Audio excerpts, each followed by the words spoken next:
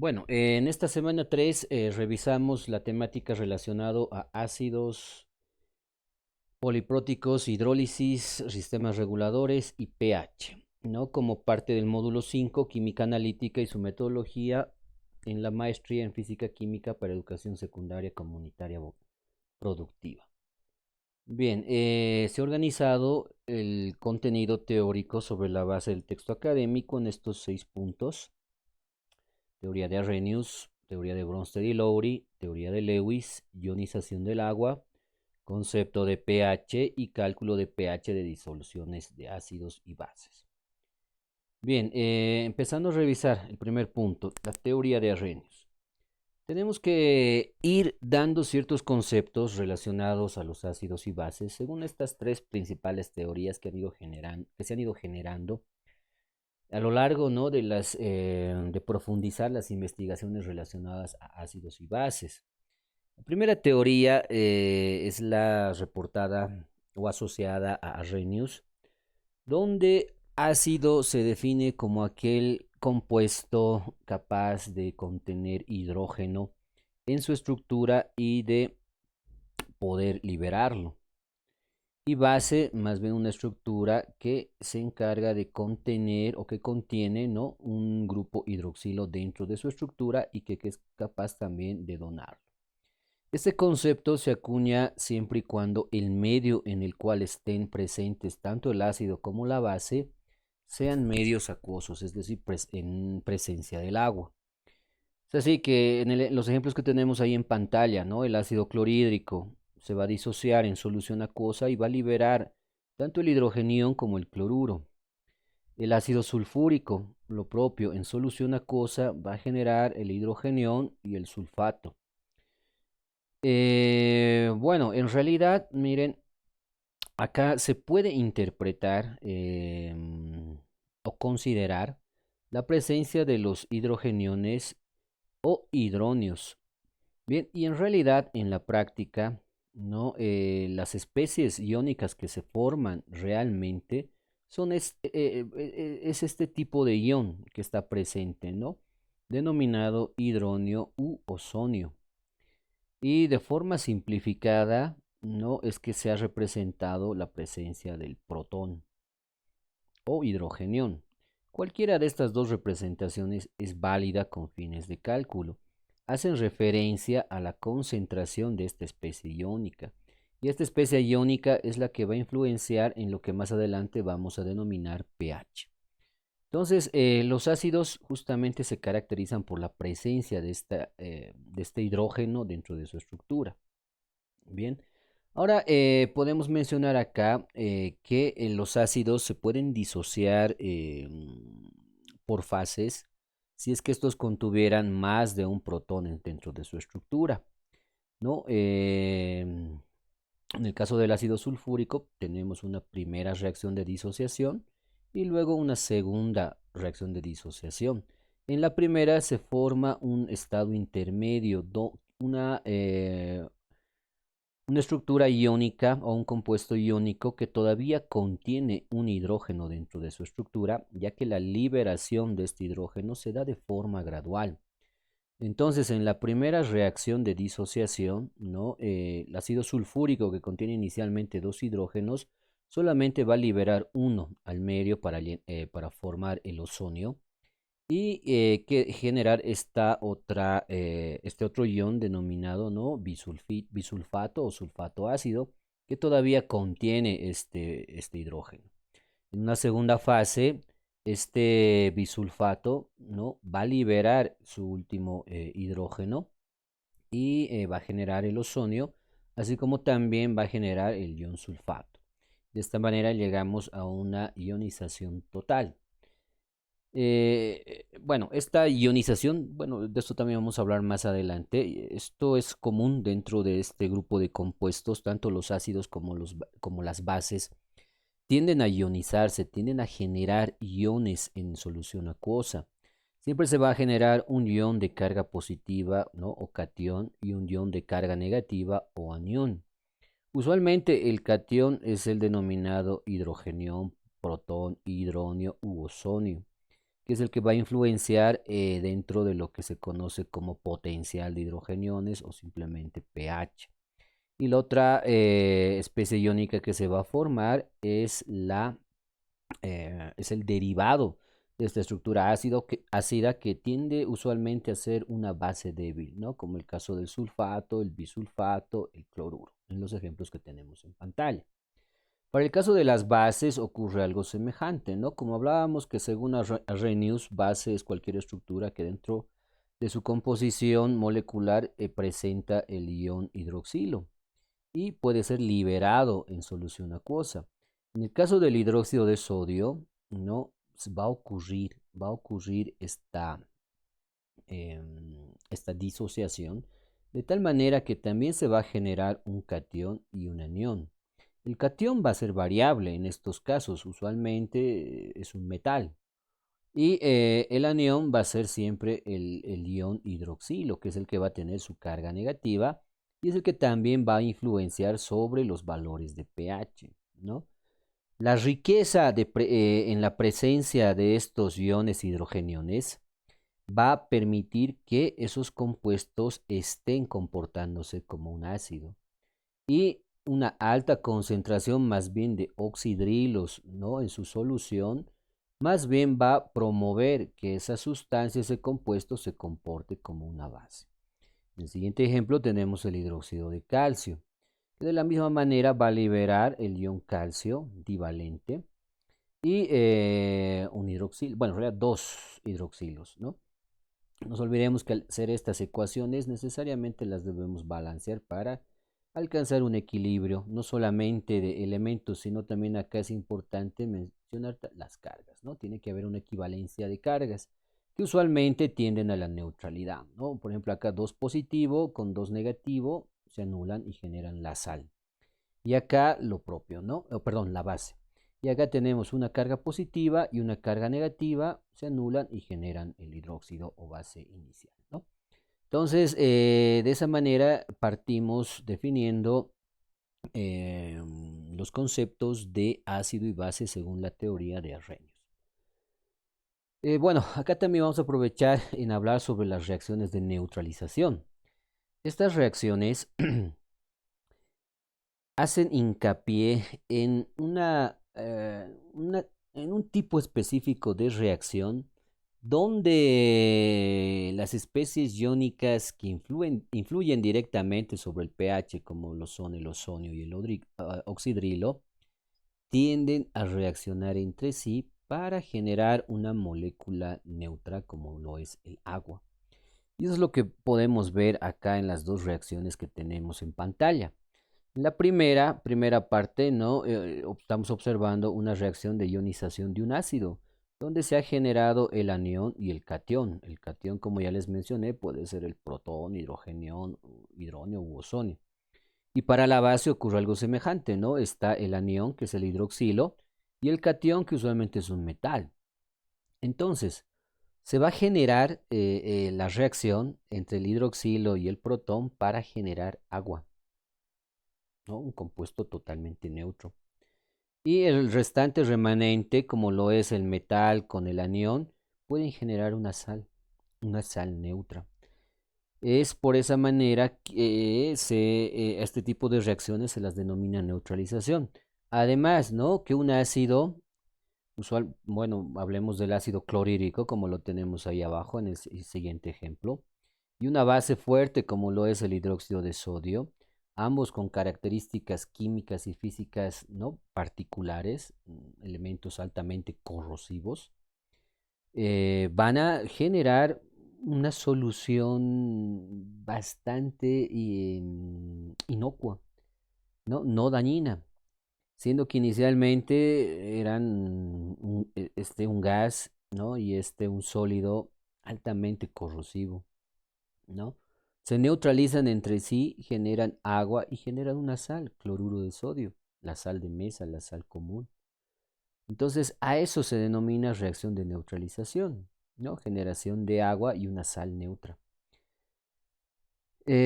Bueno, tomando en cuenta estas reacciones de ionización, Y considerando, ¿no?, que Arrhenius, bueno, todo el trabajo que realizó Arrhenius fue directamente destinado al análisis sobre compuestos en solución, en algún momento se logró encontrar ciertas dificultades, ¿no?, ciertos vacíos que no pudieron ser explicados por la teoría de Arrhenius, ¿no?, ya que el valor de pH o de asicidad y basicidad no solamente puede determinarse en medios acuosos, sino también en otro tipo de medios, ¿no? En este caso, el ejemplo concreto que tenemos en pantalla, se está llevando adelante una reacción donde está presente el amoníaco. Y ese va a ser el medio en el cual el ácido clorhídrico se va a disociar, ¿no? Y en realidad va a generar, ¿no?, justamente hablando de las reacciones de neutralización, va a generar una sal neutra, como lo es el cloruro de amonio, que también a su vez puede disociarse en ion amonio y ion cloruro.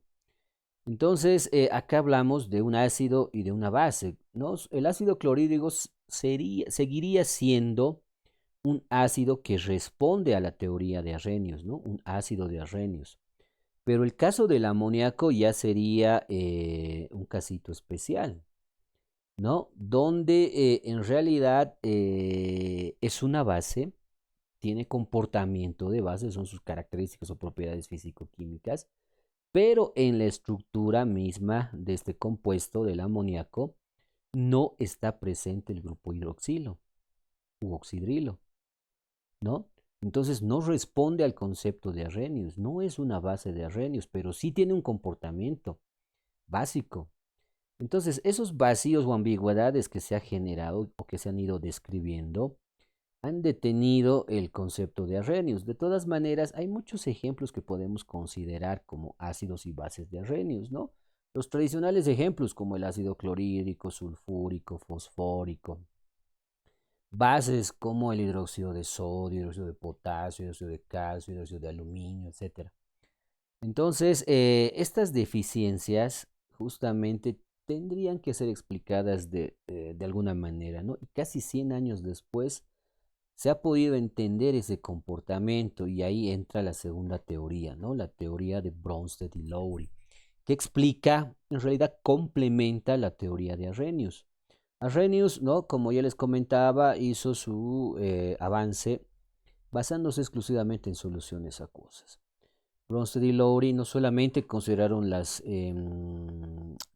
soluciones acuosas, sino cualquier otro tipo de medio, y basándose específicamente en las reacciones donde hay un compartimiento de protones. Bien, ahí abajo tenemos otros ejemplos, aparte del amoníaco, que salen del concepto que nos dio Arrhenius inicialmente, ¿no? Los óxidos metálicos, por ejemplo, el cloruro, los carbonatos, son ejemplos contundentes que nos responden, ¿no?, al concepto de base según Arrhenius. Es por eso que ahora debemos hablar de la teoría de Bronsted y Lowry. ¿Qué nos dicen Bronsted y Lowry referente a los conceptos de ácido y base? Los ácidos son cualquier compuesto, cualquier sustancia capaz de ceder hidrogeniones al medio, sea este acuoso o no lo sea. Y base más bien es cualquier sustancia capaz de aceptar esos protones del medio. Bien, de esta manera entonces se complementa y se responde a esa ambigüedad que había generado inicialmente la explicación del amoníaco, ¿no? El ejemplo que tenemos ahí en pantalla, por ejemplo, el amonio, NH4 de carga positiva, tiene un comportamiento ácido y puede disociarse y generar estos dos iones, ¿no? Un hidrogenión y el amoníaco, un ácido y una base. El agua, ¿no? En su disociación puede generar algo parecido. Perdón, no es el agua, mil disculpas. El ozonio o hidronio tiene un comportamiento ácido, ¿no? Es el H3O de carga positiva, que también tiene la capacidad de disociarse y generar estos dos compuestos, ¿no? El hidrogenión está liberando un hidrogenio en el medio, por eso es el denominativo de ácido. y se está también generando agua, ¿no? Entonces, de esa manera se explica el concepto de ácido según Bronsted y Lowry. Cualquier compuesto o sustancia capaz de liberar, ceder protones al medio, ¿no? Y eso es lo que se ha liberado a su medio, sea este un medio acuoso, como en este caso, o no lo sea. Otros ejemplos los tenemos ahí, ¿no? Moléculas como el ácido clorhídrico, ácido sulfúrico, fosfórico, agua, cationes como el amonio, el ozonio, aniones como el bisulfato, el fosfato diácido, el bisulfuro, etcétera, tienen ese comportamiento, ¿no? Ácido, ácido de Bronsted y Lowry. Las bases más bien son aquellas sustancias o compuestos capaces de aceptar protones que estén libres en el medio. Y eso es lo que podemos ver en las reacciones que tenemos ahí, ¿no? El cloruro tiene un comportamiento como base, ¿no? Si bien es un ion de carga negativa, cuando se encuentra en un medio acuoso, no es capaz de aceptar hidrogeniones del medio de tal manera que puede generar ácido clorhídrico. Bien, en teoría, ¿no? De esta manera tiene ese comportamiento básico. El amoníaco, lo propio, ¿no? El amoníaco es una base. Y si en el medio hubieran presentes un exceso de protones, debido al par de electrones libres que tiene el nitrógeno, es capaz de aceptar ese protón y generar otro ion denominado amonio, NH4 de carga positiva. Entonces, de esa manera se explica el comportamiento básico de estas dos especies, ¿no? Tanto el cloruro como el amoníaco. Es decir, compuestos o sustancias capaces de aceptar protones del medio. Ahí tenemos otros ejemplos, ¿no? El amoníaco, agua, la metanamina, aniones como yoduro, cloruro, sulfato, fosfato ácido, hidroxilo, cationes, ¿no? Pueden ser también los complejos coordinados, pueden actuar también como bases, ¿no? El caso ahí del hidroxitetra aqua cobre de carga positiva, ¿no? Más uno, puede también tener ese comportamiento como una base. Entonces, según la teoría de Bronsted y Lowry, se complementa, ¿no? La teoría de Arrhenius y trata específicamente de aclarar que existen compuestos que tienen ese comportamiento de base, pero no necesariamente tienen en su estructura la presencia del hidroxilo, pero sí son capaces de aceptar hidrogeniones del medio. Ácidos y bases conjugados. Bien, en la parte inicial no vemos la disociación de un ácido, de dos ácidos, ¿no? El ácido clorhídrico que va a generar cloruro y va a generar el protón. Comportamiento ácido y un comportamiento básico. En realidad la base corresponde al cloruro, ¿no? El amonio, lo propio, tiene un comportamiento ácido y posteriormente va a generar una base, como lo es el amoníaco y el protón. Entonces, lo que se trata de explicar a partir de estas reacciones es que va a haber una relación íntima entre la generación de un ácido y su respectiva base conjugada.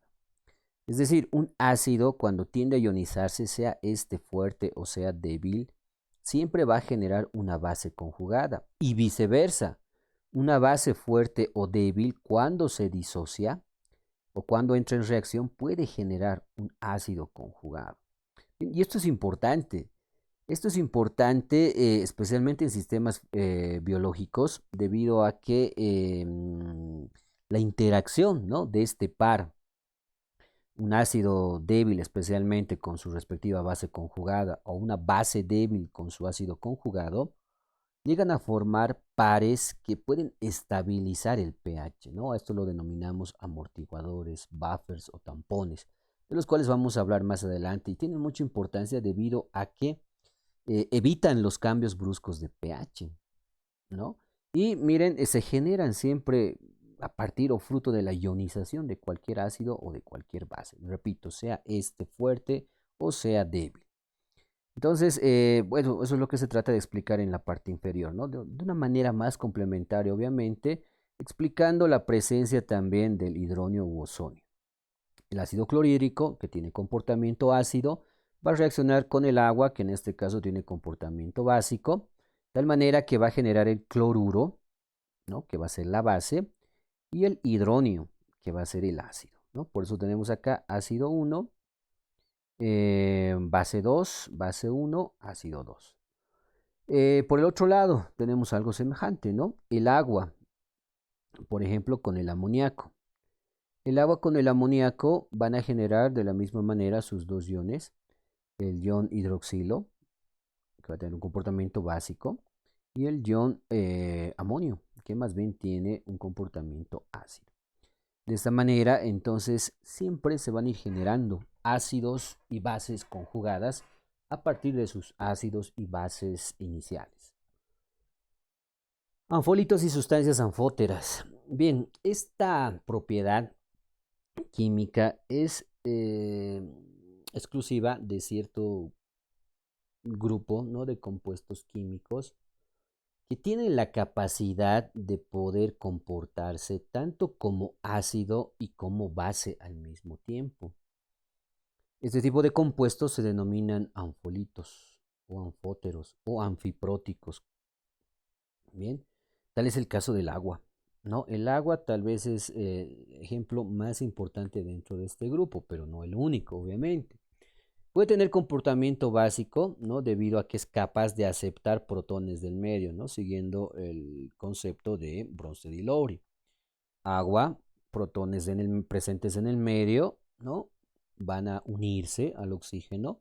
Recordemos que el oxígeno tiene dos pares de electrones libres, entonces cualquier par tranquilamente puede generar un enlace iónico y generar esta nueva molécula, ¿no? H3O de carga positiva, la cual se denomina hidronio bosonio. El agua, a su vez, ¿no? Es también capaz de comportarse como ácido, debido a que en su ionización va a favorecer la generación de protones o hidrogeniones y también oxidrilos. Entonces, en este caso está respondiendo también al concepto de ácido, según Bronsted y Lowry. ¿Por qué? Está liberando ese protón al medio. Y en este caso está aceptando un protón del medio, ¿no? Ácido y base de Bronsted y Lowry.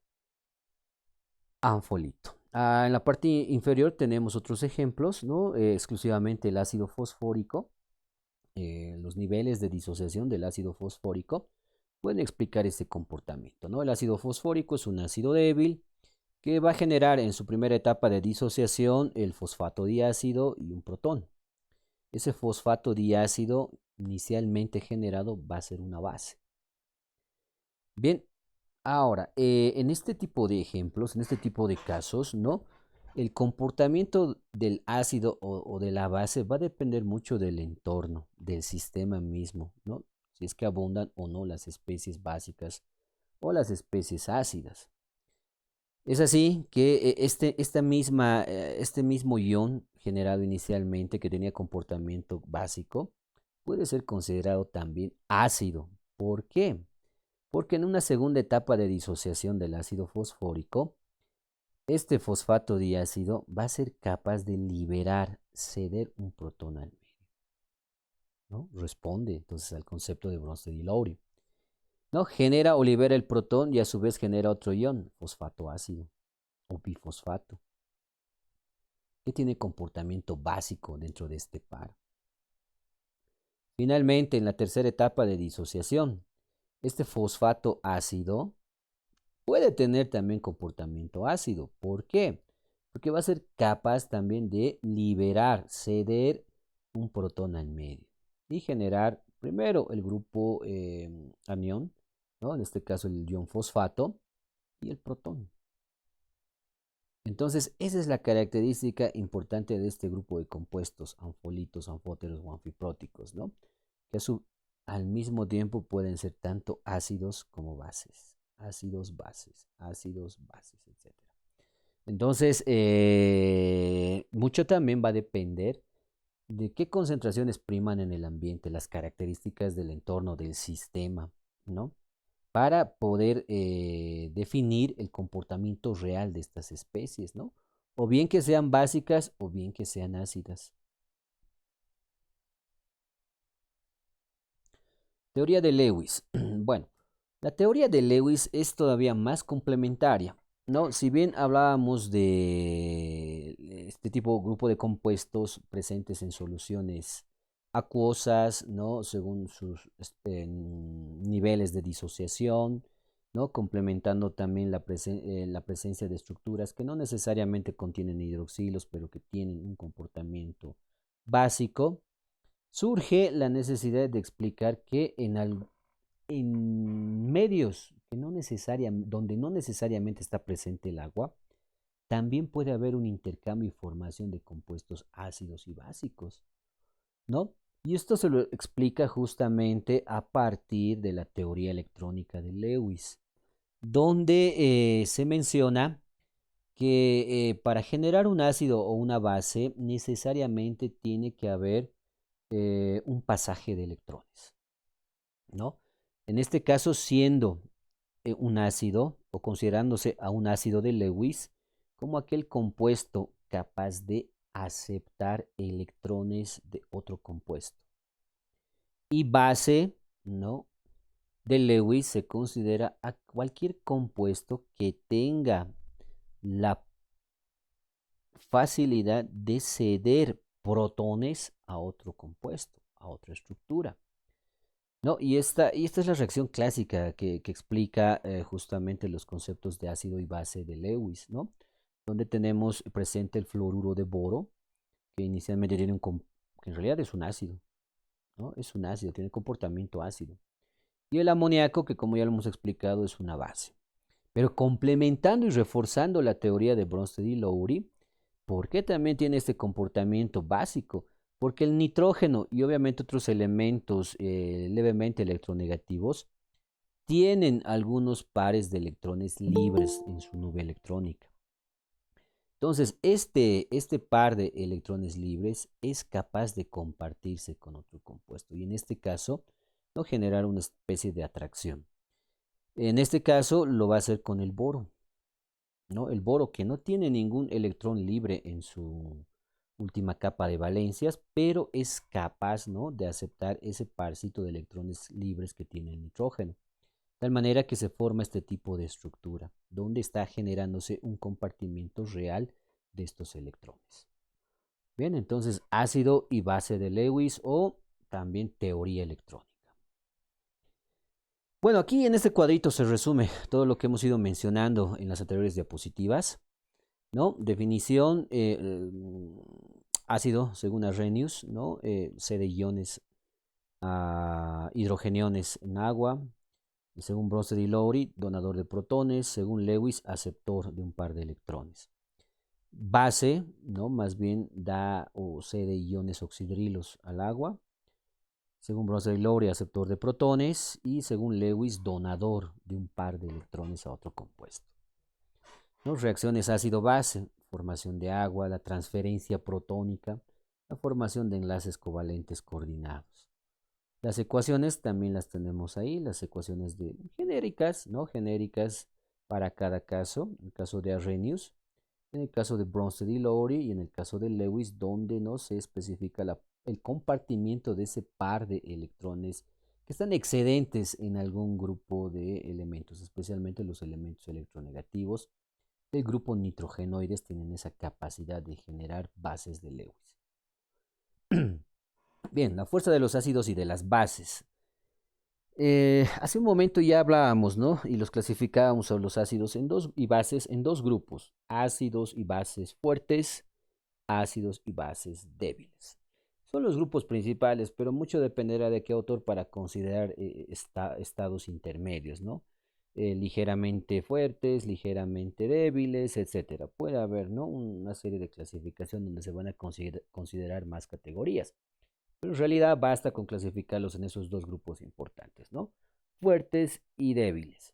Y esta clasificación está basado en la presencia y en el valor de la constante de ionización, tanto del ácido como de la base. Si esa constante de ionización supera la unidad, se la considera, pues, a ese compuesto se lo puede considerar como un ácido o base fuerte, ¿ya? Es decir, si este Ka o este Kb es mucho mayor a la unidad, entonces vamos a considerarlos fuertes. ¿Por qué? Porque la disociación que se da en presencia de agua va a ser total. Es decir, ese ácido fuerte o esa base fuerte, ¿no? Supongamos ácido clorhídrico, hidróxido de sodio, entran en contacto con el agua y rápidamente se separan, se disocian, generando esos dos iones importantes, ¿no? El protón en el primer caso y el cloruro. Y en el segundo caso, el hidroxilo más el ion sodio. En ese caso, ¿no? Al ser un valor tan elevado, se puede directamente considerar la no existencia de estas constantes de ionización. En realidad sí existen, pero sus valores son tan grandes que, bueno, en realidad dentro de los cálculos no van a ser considerados.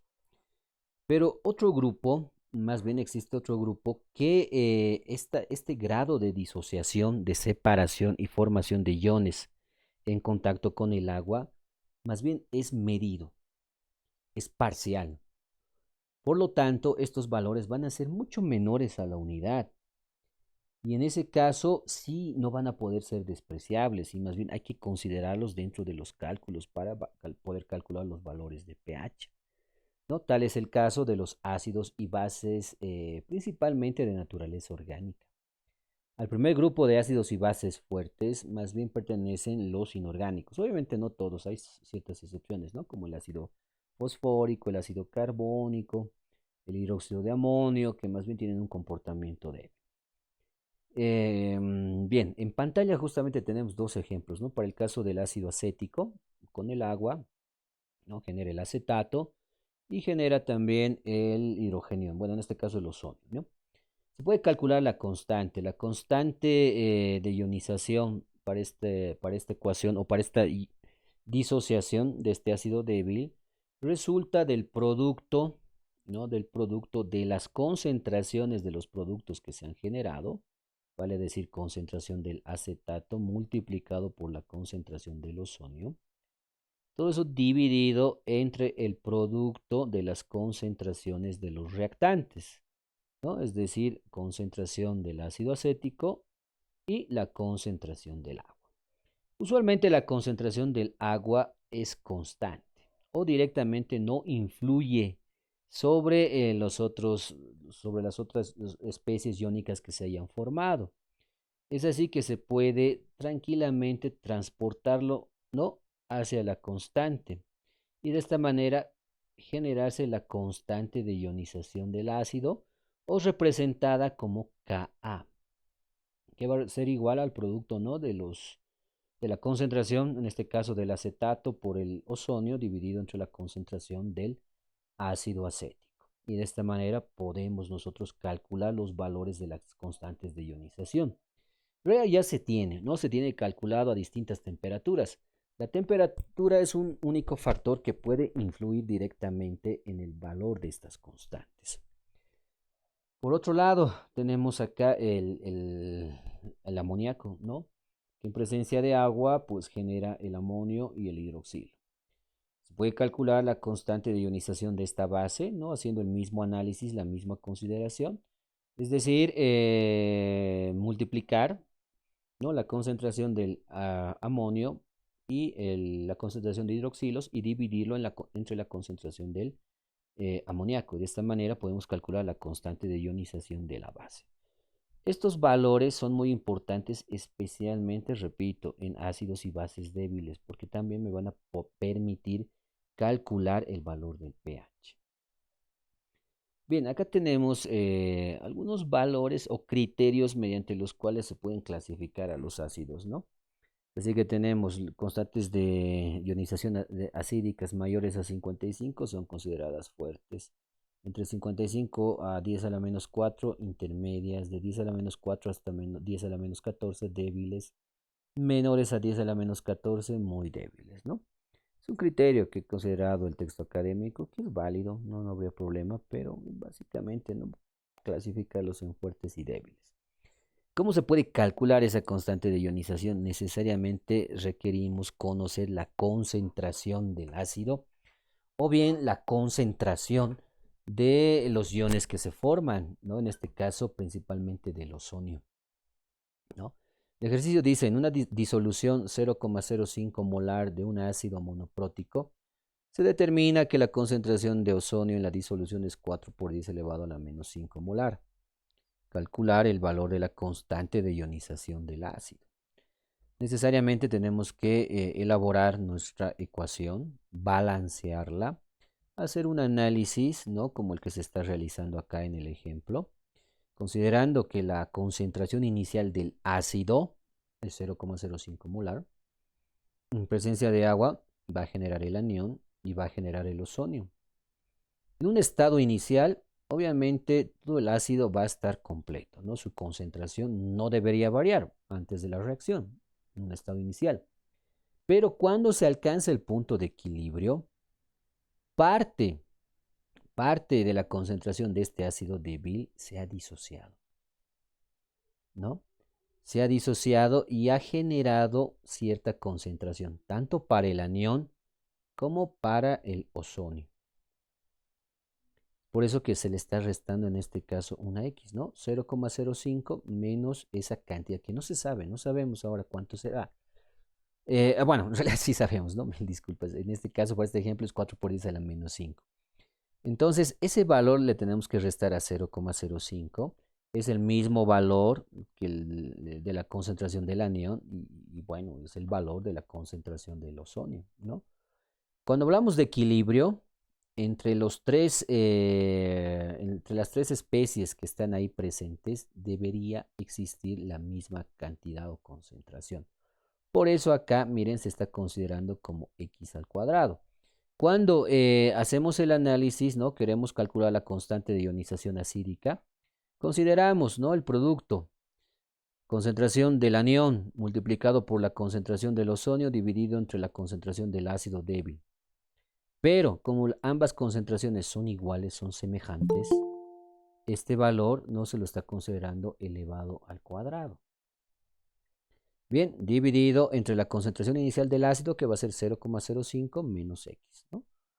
Reemplazando el valor de x, ¿cuánto es? Es el valor de la concentración del ozono, 4 por 10 a la menos 5, elevado al cuadrado y va a restar a 0,05. Y calculando, para este ejemplo, ¿no? Que tiene ácido, o bueno, que se trata de un ácido débil monoprótico, el valor del Ka es 3,2 por 10 a la menos 8, ¿no?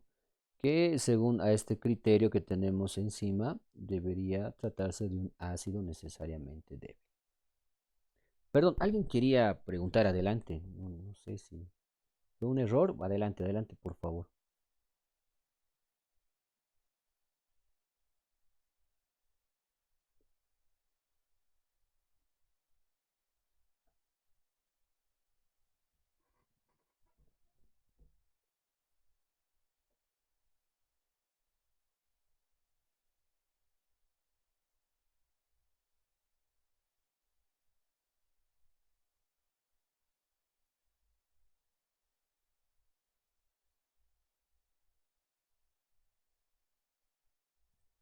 Bueno, continuamos entonces. Ácidos polipróticos. Los ácidos polipróticos se caracterizan porque dentro de su estructura van a estar presentes más de un hidrógeno. ¿No? El ácido clorhídrico es un claro ejemplo de un ácido monoprótico, el ácido sulfídrico, un ácido diprótico, el ácido fosfórico, un ácido triprótico, ¿no?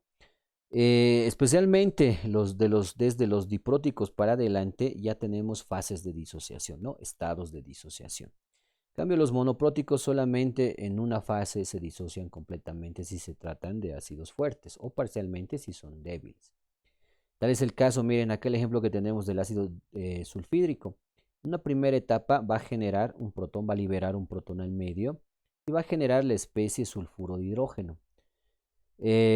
Para esta reacción, para esta primera reacción, ¿no? La constante 1, constante acídica 1, va a ser igual a 9,1 por 10 a la menos 8.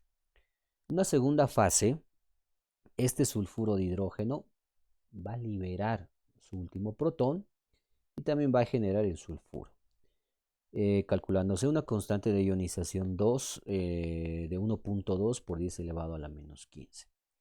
Usualmente las constantes menores a la constante 1 van a tener un valor mucho menor. ¿Por qué? Porque principalmente en la primera reacción de disociación es donde se van a liberar la mayor cantidad de hidrogeniones posibles. Bien, y en las subsecuentes reacciones se van a ir liberando el remanente de hidrogeniones que han quedado dentro de la estructura, ¿no? Algo semejante podemos nosotros observar en este siguiente ejemplo, ¿no? Donde observamos las reacciones de disociación del ácido fosfórico. Una primera etapa genera el fosfato diácido y protón con una constante acídica de 7,5 por 10 elevado a la menos 3. En la segunda fase, este fosfato diácido genera el fosfato ácido y protón constante de 6,2 por 10 a la menos 8. Finalmente, el fosfato ácido va a generar fosfato y protón.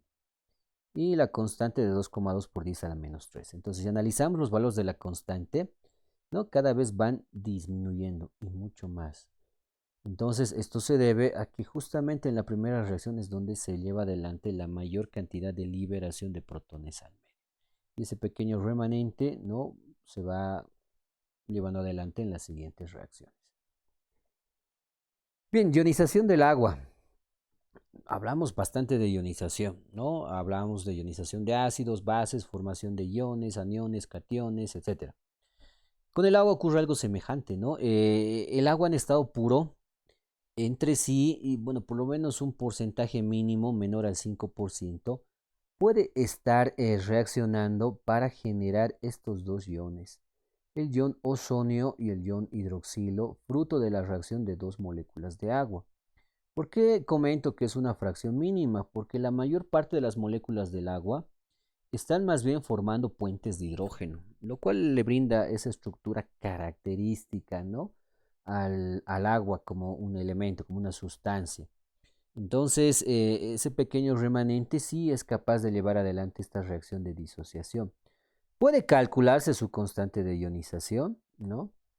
La multiplicación de la concentración de los ozonios por los hidroxilos dividido entre la concentración del agua, elevado al cuadrado porque están reaccionando dos aguas, ¿no? Dos moléculas de agua. Bien, como ya les comentaba hace un momento, usualmente la concentración del agua se mantiene constante, no varía. Por lo tanto, se lo puede despreciar o bien no enviarlo a multiplicar acá. De tal manera que en este caso se va a generar una nueva constante denominada producto iónico del agua, que se representa como Kw y que es igual a la multiplicación de la concentración de ozonios por la concentración de oxidrilos y tiene un valor de 1 por 10 a la menos 14. ¿Bien? Ya que resulta de la multiplicación entre las concentraciones de ambas especies y conociéndose que a 25 grados Celsius el agua pura tiene una concentración de 10 elevado a la menos 7 molar de hidrogeniones y 10 elevado a la menos 7 molar de oxidrilos. Entonces, fruto de esa multiplicación, 10 a la menos 7 por 10 a la menos 7, se genera este valor. Es una constante, ¿no? 10 a la menos 14, y que es denominado producto iónico del agua. Muy importante porque a partir de esto se puede generar la relación entre el pH y pOH, del cual vamos a hablar más adelante. Otra forma de calcular el Kw es considerando los valores tanto de la constante de ionización del ácido como de la constante de ionización de la base, ¿no? Si multiplicamos ambos valores, podemos calcular también la constante denominada producto iónico del agua. Bien, tenemos un ejercicio, dice la constante de ionización del ácido hipocloroso es 3,2 por 10 a la menos 8. Calcular el valor de Kb de su base conjugada y formular las reacciones de ionización de esta y del ácido hipocloroso y escribe las expresiones de sus constantes de ionización. Bien, bueno, tenemos entonces que en la primera reacción el ácido hipocloroso, ¿no? Reacciona con el agua, va a generar el ozonio y va a generar el hipoclorito. En el equilibrio, bueno, se ha generado, inicialmente era un ácido, ha reaccionado con el agua, que tiene en este caso comportamiento como base, genera otra base y también genera el ácido, ¿no? A partir de esta ecuación que también está balanceada, ¿no? Si hacemos la comparación de elementos, podemos nosotros determinar la constante del ácido, que va a ser igual, ¿no? a la multiplicación de la concentración del hipoclorito por el ozonio, concentración de ozonio dividido entre la concentración del ácido hipocloroso, perdón. Entonces, reemplazando los valores, no aplicando la misma lógica que habíamos aplicado hace un momento, considerando, ¿no? Que existe esta concentración de ozonios hipocloritos, 3,2 por 10 a la menos 8, es el valor al cual podemos nosotros llegar fruto de este análisis. Posteriormente, ¿no? El hipoclorito más el agua puede regenerar el ácido hipocloroso y generar también oxidrilo. En esta segunda reacción, ¿no? Es lo que nos pide es hallar justamente el Kb. Tomando en cuenta esta segunda fórmula de cálculo del Kb doble, ¿no? Fruto del producto de Ka por Kb, podemos nosotros reemplazar los valores que tenemos, ¿no? Considerando que y despejando Kb de la relación que teníamos, va a ser igual a la Kb doble producto iónico del agua dividido entre la constante de ionización del ácido, ¿no? Kb doble es una constante, siempre va a tener ese valor, 10 elevado a la menos 14. Y Ka más bien lo tenemos como dato dentro del ejercicio, 3,2 por 10 a la menos 8. Realizando el cálculo, nos encontramos con que el valor de la constante de ionización de la base es 3,13 por 10 elevado a la menos 7. Bien, entonces de esa manera hemos calculado tanto el Ka como el Kb de este ácido y de su base conjugada. Como ya les decía hace un momento, un ácido siempre va a generar una base conjugada y una base va a generar un ácido conjugado. Estas especies siempre se encuentran en equilibrio. Bien, ahora sí hablemos del pH, ¿no? El pH. Justamente la presencia de este tipo de estructuras, ácidos y bases, han permitido generar una escala a la cual se ha denominado escala de pH. pH se ha mantenido esa designación, ¿no? Su significado, que es igual al potencial de hidrogeniones, ¿no? El concepto inicial que se daba. Entonces, este pH se lo representa bajo la forma de una escala. Una escala que va desde 0 hasta 14, donde 0 es el valor mínimo, un compuesto altamente ácido, y 14 un compuesto altamente básico. Tenemos un punto central al cual lo vamos a denominar neutro. Cualquier compuesto químico con un valor de pH menor a 7 es considerado ácido. Y en este ambiente, ¿no? Se encuentra una elevada concentración de hidrogeniones o de ozonios. Por el otro lado, ¿no? Cualquier compuesto químico con un valor superior a 7 dentro de esta escala es considerado base, hidróxido o álcali. Y es en este rango donde más bien las especies que priman, las especies iónicas que priman, son los oxidrilos. Y en el punto neutro de 7 hay un equilibrio entre los ozonios con los hidroxilos. Por eso hablamos de neutralidad. Y en teoría el agua pura es tal vez el único ejemplo, ¿no? Que tiene este valor de pH. Bien, bueno, entonces ahí por debajo tenemos, ¿no? Ciertos ejemplos, la leche, por ejemplo, un pH de 6, café de 5, tomate de 4, un jugo de limón, por ejemplo, 2, jugo gástrico 1, los ácidos de baterías, un pH de 0, ¿no? Por el otro lado tenemos, por ejemplo, la clara de huevo 8, polvo de hornear 9, ¿no? La leche de magnesia 10, la lavandina comercial 13, ¿no? La sosa cáustica 14, etcétera. Entonces tenemos un montón de ejemplos de uso cotidiano, ¿no? De importancia biológica también, líquidos biológicos, líquidos como la sangre, el plasma, el suero, el líquido intracelular, extracelular, la orina, el líquido cefalorraquídeo, etcétera, tienen también sus propios valores de pH, ¿no? Ya que en estos líquidos también pueden estar presentes estas especies iónicas, tanto hidrogeniones como oxidrilos, ¿no? Hidrogeniones, repito, priman en el rango ácido. oxidrilos priman en el rango básico y están en equilibrio para generar el punto neutro de 7. ¿Cómo relacionamos el pH con el pOH? Para eso justamente nos sirve el producto iónico del agua, ¿no? El Kw. Haciendo ciertas consideraciones matemáticas, podemos llegar a esta fórmula, donde el pH más el pOH es igual a 14. ¿Ya? 14 también es una constante. Y de esta manera podemos nosotros calcular el pH tanto de ácidos como de bases. En los ejercicios que tenemos, bueno, en realidad la mayoría de los ejercicios, ¿no? Es tal vez una de las pescaditas que se da dentro de esos ejercicios, ¿no? Dice calcular el pH de una solución, qué sé yo, de soda cáustica o de hidróxido de sodio, de concentración, ¿no? Qué sé yo, medio molar, etcétera. Entonces, el error que cometemos usualmente, calcular, reemplazar directamente acá, cuando el ejercicio nos dice, ¿no? Una concentración de base, es decir, haciendo referencia a los oxidrilos. Entonces, lo que primero tenemos que calcular es el pOH, porque tenemos el dato de oxidrilos, no tenemos el dato de ozonios o protones, ¿no? Entonces, no podemos calcular directamente el pH. Recurrimos por el cálculo del pOH y a partir de conocer este valor, considerar el pKw que es 14, podemos despejar pH, ¿no? pH va a ser igual a 14 menos el pOH y de esta manera recién podemos calcular el pH. Bien, eso tomen en cuenta por favor para la resolución de los ejercicios que tienen dentro de las actividades. Bueno, ¿cómo calculamos el pH de disoluciones de ácidos y bases?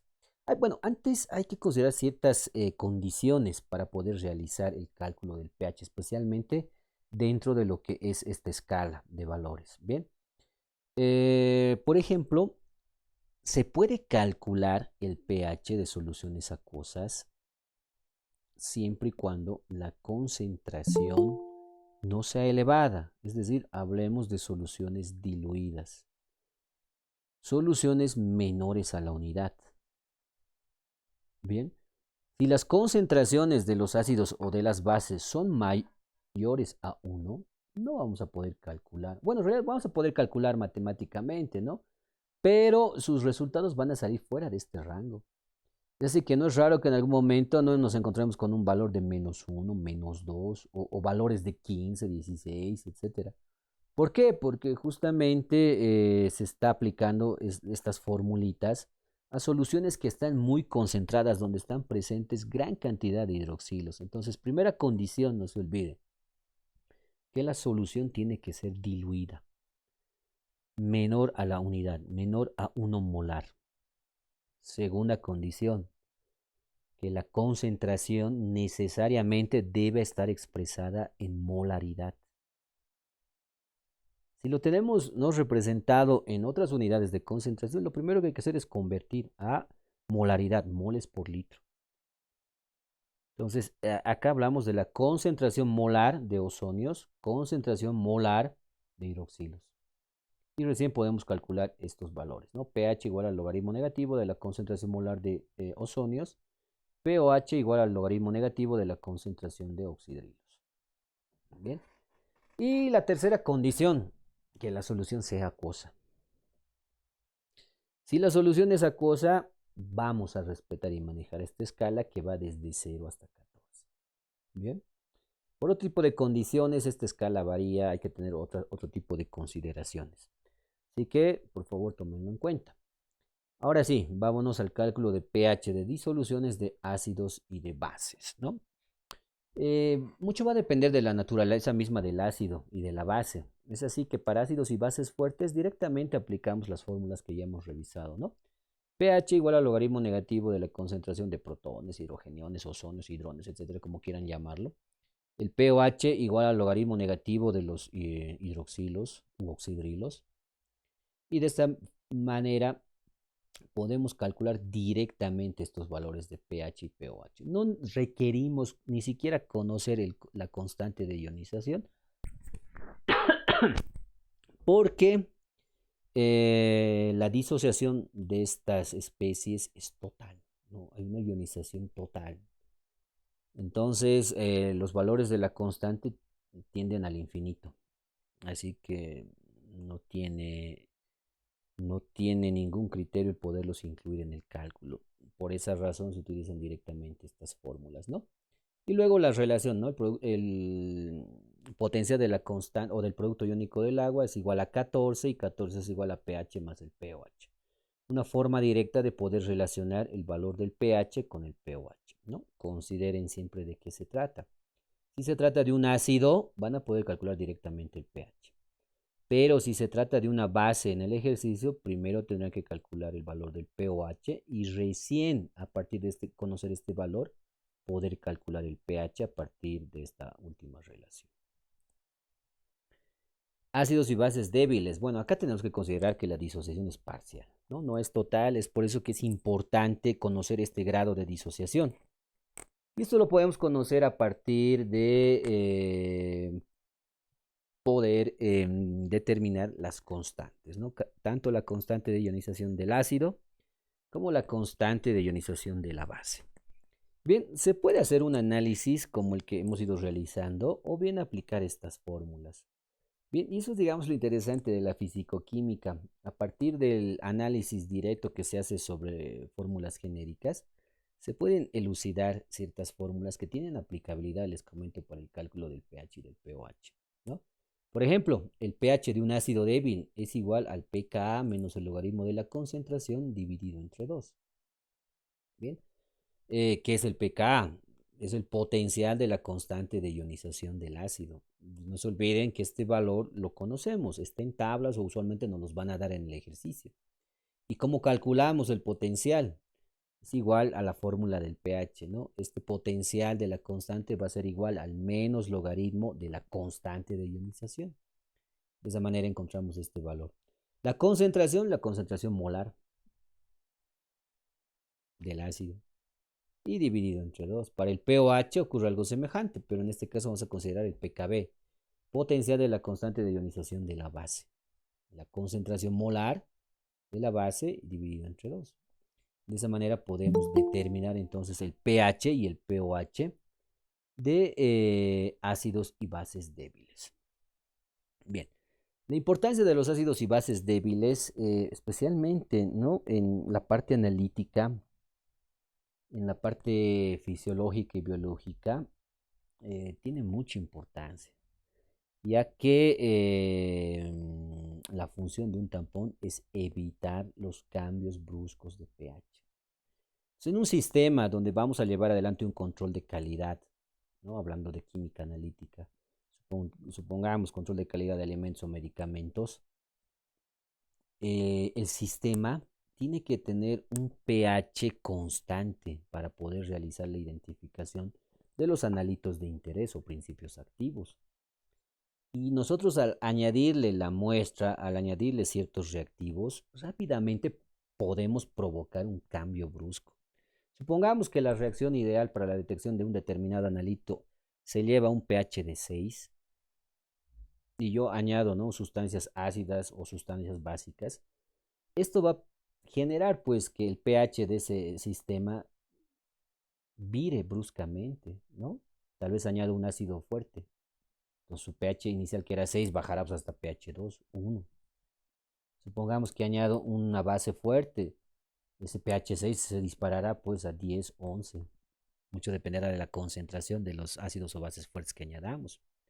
Y eso directamente arruinaría todo el proceso analítico. Y eso es lo que se tiene que evitar. Justamente ahí es donde entra, ¿no?, la importancia de los tampones. También se los denomina buffers o amortiguadores. Este grupo de compuestos resultan de la mezcla de un ácido o una base con su respectiva sal conjugada. En su función, evitar esos cambios bruscos de pH. Entonces, en una solución donde está presente un tampón y el pH inicial es de 6 y yo le añado un ácido clorhídrico de pH 1, a lo mucho variará hasta 5.8 o 5.9. No va a ir más allá. ¿Por qué? Porque todos los protones que ha liberado el ácido clorhídrico rápidamente van a ser neutralizados por estas dos especies que están ahí presentes, ¿no? O bien el ácido débil, o bien su base conjugada, o bien la base débil y su respectivo ácido conjugado. Van a ser captados, liberados, y de esta manera se evita ese cambio brusco, ¿no? Entonces, de esta manera se mantiene estabilidad en cuanto a equilibrio ácido-base dentro de un sistema en la parte analítica. Desde un punto de vista fisiológico tiene mucha importancia, ¿no? El valor del pH del plasma sanguíneo, por ejemplo, es 7.40. Valores con un rango de tolerancia de más o menos 0,05 unidades, vale decir de 7.35 a 7.45. Si estos valores se redujeran una centésima o una décima parte, esto rápidamente genera estados de patología. Valores por debajo de 7.35 ya están generando, ¿no?, manifestaciones clínicas conocidas como acidosis. Valores por encima de 7.45, alcalosis. Y si esto no se controla, el paciente entra en coma y puede fallecer, ¿no? Entonces, pero obviamente para llegar a este punto, pues tiene que haber todo un proceso crónico de desarrollo, porque usualmente en sangre tenemos varias especies o pares tampónicos que evitan esos cambios, ¿no? Tenemos, por ejemplo, el par fosfato ácido, fosfato diácido, el bicarbonato ácido carbónico, las proteínas, proteinatos. Son las principales especies tampónicas que existen en condiciones fisiológicas y que evitan ese cambio brusco de pH y mantienen el pH plasmático entre 7.35 a 7.45. Pero obviamente bajo ciertas condiciones, inclusive este sistema amortiguador deja de funcionar. En ese caso ya entramos en un estado patológico, ¿no? Bien, y bueno, matemáticamente es calculable. El valor del pH de un tampón va a ser igual a su pKa, potencia de su constante de ionización del ácido, más el logaritmo de la relación entre la concentración de la base y la concentración del ácido. Y de esta manera podemos calcular el valor del pH. Bien, hasta ahí. Si tuvieran ustedes alguna pregunta, adelante.